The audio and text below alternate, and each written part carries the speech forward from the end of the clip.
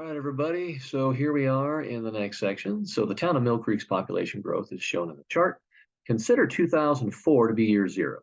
Okay, so that means we're going to plug in a zero for that, X, plug in a one there and a two because 2006 is 2 years after 2004, and so on. Okay, and so that's how we'll type it in. And we need to find an exponential equation to model the data. And we're going to do that by calculator. Okay. And of course, I've got that thing there. Nobody knows why. Okay. Hey, I typed it all in. There it is. And I double checked it. So I'm quite certain that I've typed it correctly. So I'm going to go stat, right, and then I'll go down to exponential regression, option 0. Make sure it says L1 and L2, hit calculate, and then there's my guy. All right.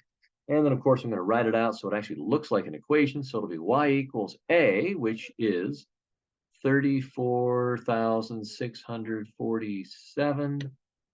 And, of course, you know me. I don't remember how many decimal places it told me to do. Let's see. 3 decimal places. Check them and no. Okay, so that'll be 0.266. Okay, then we're going to multiply that by b, 1.052 to the x power. And that is our equation, our regression equation for part A. All right. Part B, consider 2004 to be year zero and use regression to find an exponential equation. I'm sorry. I did part B already. Okay, I still got to do part A. Okay, so that's what you get for not reading carefully. Yeah, it does say by hand. Okay, so how are we going to do that?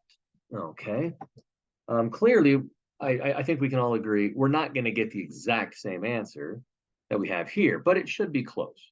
Now, like we saw in the last video, the basic template for exponential functions is y equals a times b raised to the x power, where a is the starting value of the function or the starting y value.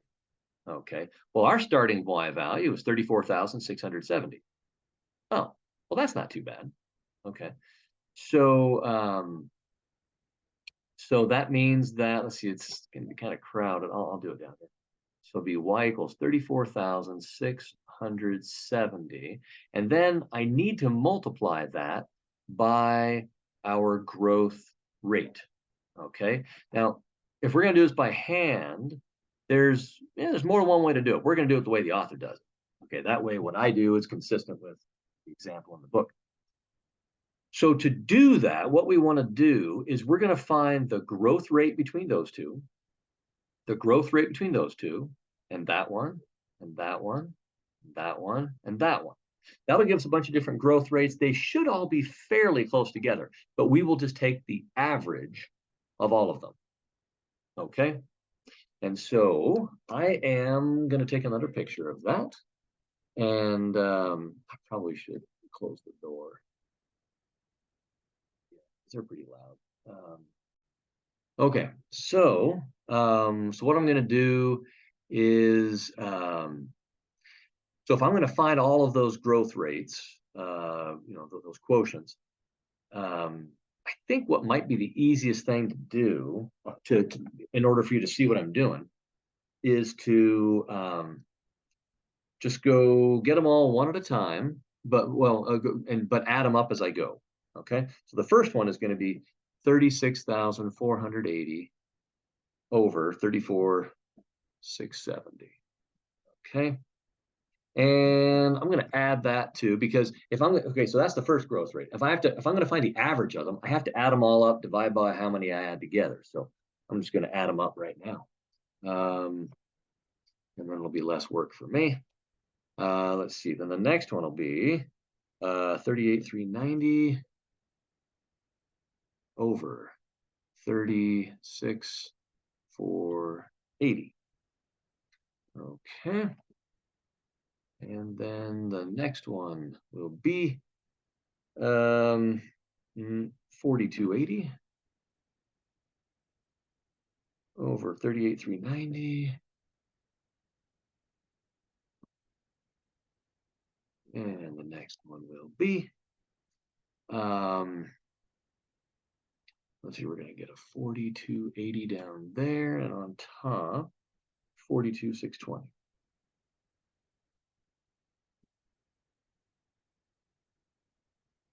All right. And we're getting there. Okay, I promise. I know it's a little bit tedious, but oh well. It's a whole lot better than doing this without a calculator, believe me. 44,570. I think I got one left. Yep. 47,220 over 44,570. Okay. And so boom, I just added them all up. And how many were there? There was I don't know. 1, 2, 3, 4, 5. There were 6 of them, I believe. So we're going to take that number.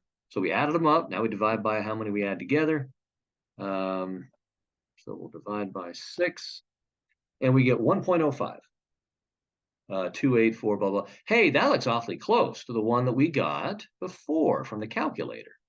So, okay, so I feel very comfortable. I see you. I feel very my daughter's walking. I feel very comfortable with this result. Okay, that I did everything correctly. All right, so now let's finish up that equation down here. So we're gonna again go 3 decimal places, so 1.53, and then to the x power. So that is what's going on there. All righty then. Now what do we do? I don't remember. Okay, so that was part A. I started with part B. Use your regression equation. So that's this guy right here. That first one I found. To predict the population in 2018.